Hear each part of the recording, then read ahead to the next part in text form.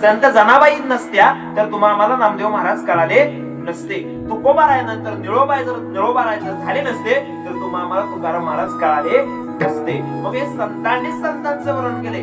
नवे मी एक वाक्य अगदी विधानपूर्वक बोलतो की जे संतांचं वर्णन करतात तेच संत असतात. कारण पैलवानांचं वर्णन कोणी करावं? पैलवानानं वर्णन करावं. कलाकाराचं वर्णन कोणी करावं? कलाकारानं. एखाद्या नाचणाऱ्याचं वर्णन कोणी करावं? त्यामध्ये ज्याचा अभ्यास आहे जो तो नाचतो त्याचं वर्णन करावं. तमाशाचं वर्णन कोणी करावं?